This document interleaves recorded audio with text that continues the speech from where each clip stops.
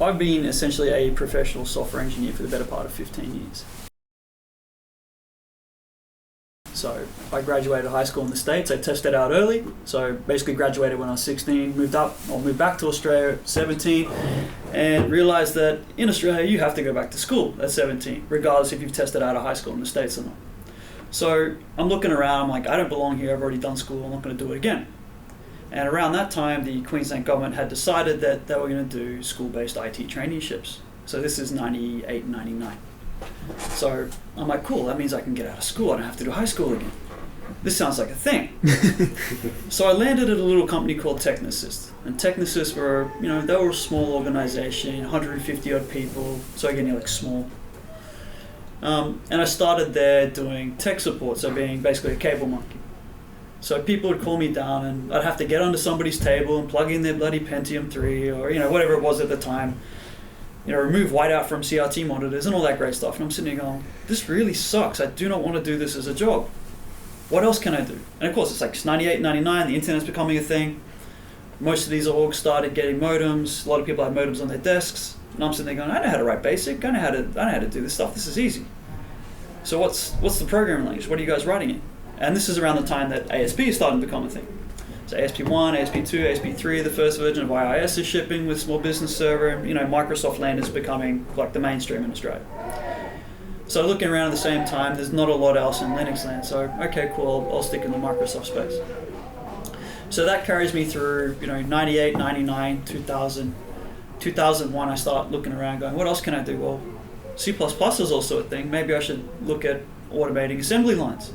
Because my dad had worked at a big org with massive assembly lines running big CNC machinery. So I self-taught myself C++. And we started automating like massive CNC machines, getting runtimes down to sub-second runtimes for pieces of machinery and manufacturing things out. So that was kind of fun, got bored doing that, and then went back into basically small business. And I ended up at this little company called Rent New Cars. And Rent New Cars was one of the first online car rental companies in Australia. So they had an ASP system, and we sat there and helped to build that out. And they were doing some things around that. And time frames like 2001. So Google started to become a thing. AdWords is becoming a thing. And AdWords is how Google makes money. So I'm like, well, if I want to make money on the internet, that means I got to get traffic. How do I get traffic? Well, Google's becoming a thing, and they've got this AdWords, so I can buy guaranteed traffic for somebody searching for car rental for 5 cents US. Man, that's a no-brainer. So I go to my management, I go, hey, give me some money, we'll go do this thing. They give me $60,000. I turned it into $1 million in a year. So I go from $60,000 worth of $60,000 of online spend for marketing to $1 million. Google goes, hey, you guys kind of know what you're doing. You want to come work with us? So Google Australia is setting up, it's 2002, 2003. They set up with this lady named Cade in Sydney. She's running Google Australia out of her living room in Western Sydney. And she's sitting there going, hey, yeah, you guys actually kind of know what you're doing. So how about you come and work with us directly? And you can stay at your little company, you can do your thing, you can take your paycheck from there, but you can take a paycheck from Google as well without being a Google employee. How's that sound? So let me get this right. I get to work at Google with the guys I'm still at now, the people I like working with, but you're going to pay me twice. Yeah, we're going to do that. So hang on. So do I get to play with like Google's tech as well? Yeah, you guys, you can write code, he can write code. You guys can all play with the tech. Do I have to stay in Australia? No. You want to go to Mountain View? Go to Mountain View. What about Singapore or Tokyo or somewhere else? When we have offices there, we'll think about it. All right, cool. Well, all right, in the meantime, how about I just move to Sydney and get out of Brisbane so I don't go completely crazy? And then they open the Tokyo office, and I'm like, hey, I want to go live in Japan. I speak Japanese. How about I do my job for the Brisbane company and my job for Google from Tokyo? I'll be like the first English-speaking guy in the office. They're like, yeah, well, there's only 5 guys there. You can go do that. Cool, you pay for the relocation? Yeah, not a problem. Cool. Visas? Not a problem. Cool. All right, so I moved to Tokyo. Then I spend like the next 4 to 5 years sitting in Tokyo just doing cool stuff. So I get to work on Android's voice search. I get to work on all the AdWords stuff. I get to work with the DevRel team, so DevRel's developer relations. I get to go out and I get to meet a whole range of very cool people in Southeast Asia. And for the most part, it's all basically .NET stuff. Google internally is C++, Java, Python. But most big companies, when you start working at that scale, if they're not a Java shop, they're a .NET shop. And I had a little bit of experience with the .NET stack. It's the Brisbane company is all .NET. So I get to basically travel around, work with large teams, work in really high performance organizations, delivering massive amounts of value. So again, everything's all driven by this AdWords kind of product. So I get to kind of sit back and look and study and learn from some really, really smart people. And up until this point, we're talking 2009. Up until that point, no formal education whatsoever. No university degree, no tech diplomas, nada. Not a thing. 2010 kicks around. I just bought a house in Japan, getting ready to get settled down, get married. Japanese government comes around, goes, hey, you're under 30 at this point. You don't have degrees and you're here on an engineering visa, so peace out. Back to Australia with you. I'm like, all right, cool, whatever. Okay, so what do you need from me? You need a degree? Cool, I'll just go to a Japanese university. It's no big deal. I can test into any school in the country. Easy, done.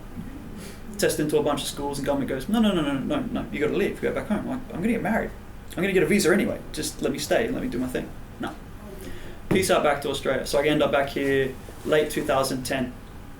Started 2011. Still got the house in Japan, still got everything set up, still doing the Google thing. So Google's like, yeah, you really need to go get a degree now. You don't have any education, so you kind of need that because guess what? You're now the dumbest person in the room because everybody else around you has PhDs. All right, cool, I'll go get a degree, just to make you guys happy.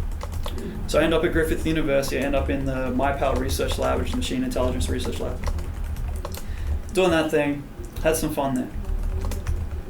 End of 2010, start of 2011. What happens in Brisbane? Flood. What happens in Japan? 2011. Tsunami. My house gets washed away. So I got nothing to go back to in Japan. My goal was to end up back there. So I'm kicking around, I'm doing the higher ed thing. Google's kind of becoming a bit of a pain in the ass to deal with because they're a big run company, and when you go from a small company with 1,000 odd people to a company with 50 odd thousand people, things start to change. And for me, the biggest thing is always culture, right? Because I'm used to being able to move quickly and get things done without massive amounts of overhead. So it's kind of cool when we're out of here. I'm done with them, and it's past 10 years dealing with Google. So I'm like, cool, I'll cash out now. Thank you very much. Just pay my stock options out, and I'll be done. So they pay some of them out, so I don't pay too much tax and all. Japanese stuff falls through, and I end up getting stuck here in Brisbane, get married, have kids, all that type of thing. So come 2000. What started SSW? 2015? Last year. So 2015, I've been working with the same people essentially for the last 13 years. I decided it's time to move on. So I ended up at a consultancy for 6 months. And at the consultancy, it's cool. I get to see a few things that are interesting, and decide that consultancy is not for me. It's not my cup of tea, because there's only so many times you can explain to some people like the same concepts before you start going crazy and they're not listening. So now I end up at this great little company called Loop, where it gets to handle all my technology ADD. So I get to play with mobile development again. I get to play with all my server technologies. I get to play with all my DevOps stuff. I get to handle all the marketing. I get the whole spectrum. And then I get to pick my own team members, and I get to build out my own engineering team, which is kind of where Chris starts to come into it. So I've had some pretty varied experiences. I've got to live in a lot of places and deal with a lot of different individuals and deal with a lot of guys whose names you'll probably see on textbooks.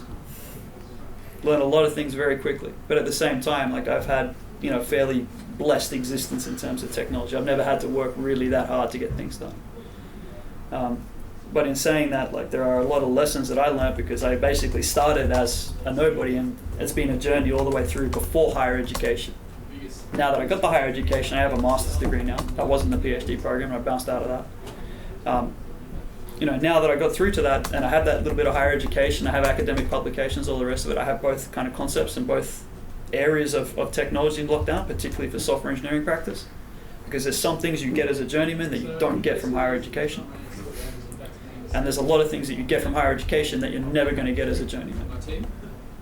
So, if you want to talk around those types of things all day, I got so much knowledge I can throw at you. It's not fun.